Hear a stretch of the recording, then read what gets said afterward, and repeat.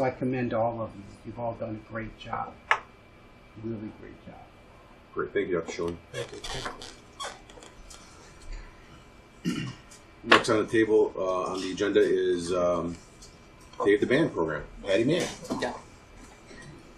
On behalf of the Save the Band District 80 group and all our hundreds and thousands and literally hundreds and thousands of supporters, we are presenting in good faith a check in the amount of $50,000 payable to the district. And our goal is to raise enough money to donate back to this district so you could reverse that, eliminating the ban decision in 1819. So it's our understanding that as of today, the district is looking for $50,000, and we want to, everyone wants to present this to you. Thank you. Need a photo now? Need a photo?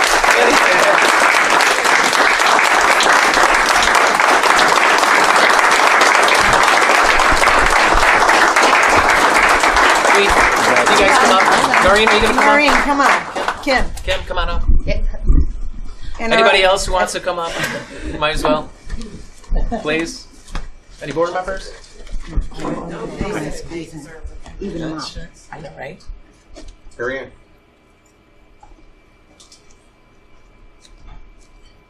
Thank you. Thank you. Thank you, Adam, for getting that. Great. Discussion. Mary, did you want to get up? Discussion. Need a motion to accept Save the Band donation of $50,000. I'll make the motion. I'll second. Discussion. Roll call, please. Mr. Biondo? Yes. Mr. DeGiulio? Yes. Mr. Adisivich? Yes. Mrs. Paletti? Absolutely. Mr. Bellafiore? Yes. Mr. Ludston? Yes. Mr. Stoffel? Yes. Motion approved to accept the Save the Band donation of $50,000.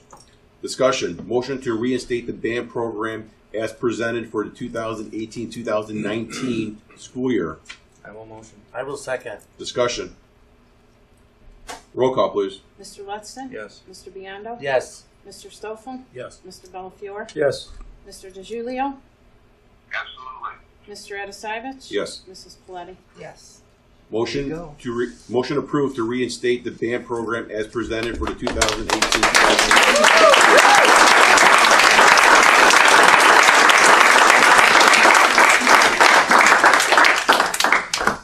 Discussion. Motion to approve the hiring of April Razak for K-4 music at Lee School. I'll make the motion.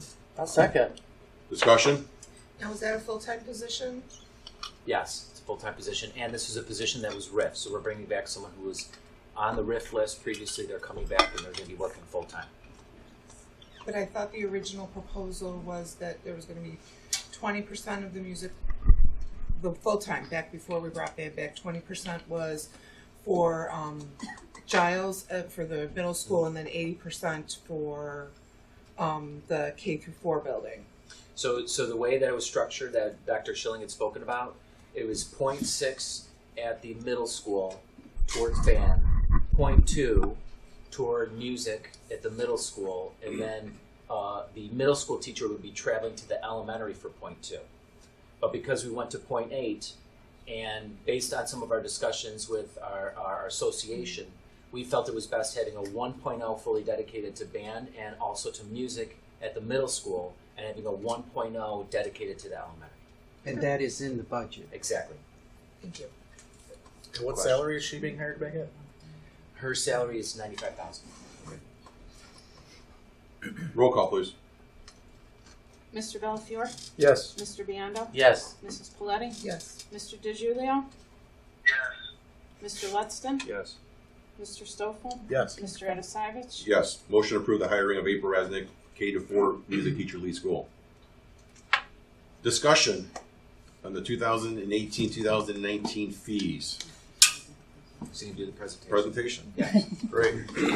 We can discuss it first. All right, so we are proposing these fees tonight so that we can send out our summer mailing and prepare families for registration in the fall. This is a summary slide. You'll see this slide at the end of the presentation again. This summarizes what you will see in detail. all of these grade levels would have the technology fee at $100, which was previously approved for our kindergarten program at $100. So we applied that for all of our students. As you can see, that also goes for students who come here for speech only or attend alternative schools. Counselor, could you just go back 1 second? Of course. And like I said, you'll see this at the end of the presentation as well. This is the summary. So for the kindergarten, Yes. it says $245, and then additional to the fee for registration. That is correct. Okay. This is technology and curriculum, not the full day program. Keep in mind, the board already approved the kindergarten full day fee. The board already approved the athletic fee. The board has approved, by the motions from above, improved the band fee. These are all the fees outside of that. Okay, and you've already approved the kindergarten fee for $245. That was pre-approved. I just Yeah. wanted just to make sure that Okay. I understood it. Great, Yep. thank you. So for early childhood, the fee includes, and for all of our students, a Spirit t-shirt. We find that wearing that t-shirt really brings the school together. And in fact, I have students who are traveling the world this summer and taking their Giles t-shirts with them and sending me pictures. It's really quite fun. The activity fee will provide all sorts of pride activities and positive rewards for students during the school year. This is our early childhood curriculum and structured play equipment, and for a total of $150 for those students. The kindergarten, as we said before, was already approved, but this enumerates those costs. Some of the things that these STEM scopes is a program that you approved last year, and it continues and goes down into kindergarten. We have a new ELA curriculum for K through 2 through a company called Heinemann, and these the fees reflect that new curriculum.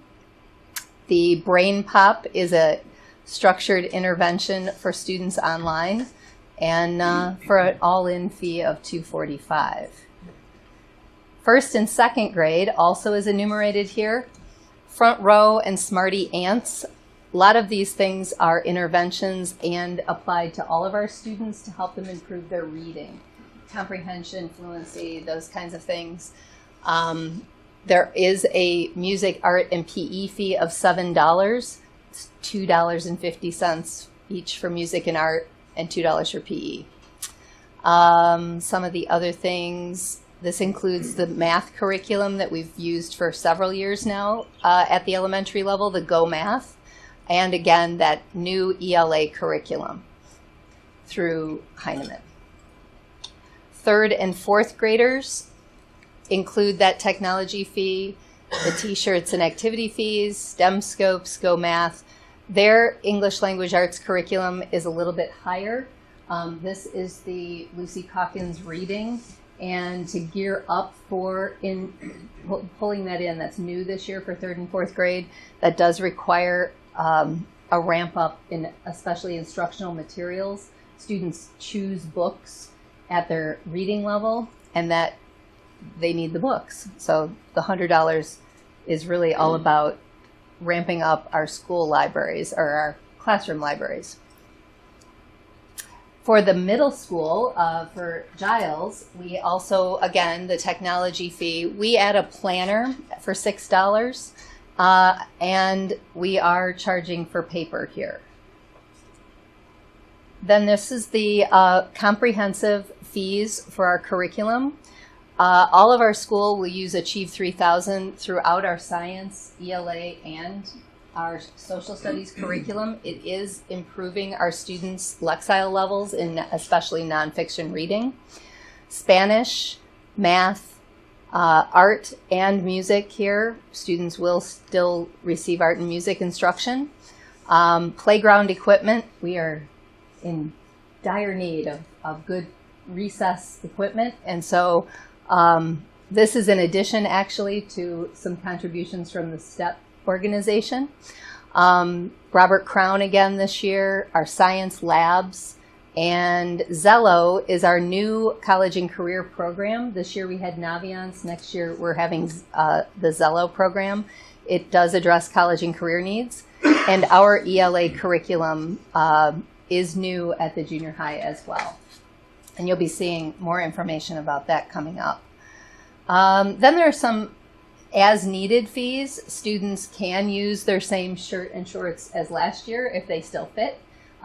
Certainly families can still hand those down, but if they need a new shirt or shorts, that cost is there. And then all fifth graders will need a heart rate strap for their PE. So our students had them this year, and they can certainly use the one they used this year. So fifth graders, their fee is just slightly higher due to that heart rate strap need, and then 6th through 8th. So again, getting back to our summary slide, we have our total fees there.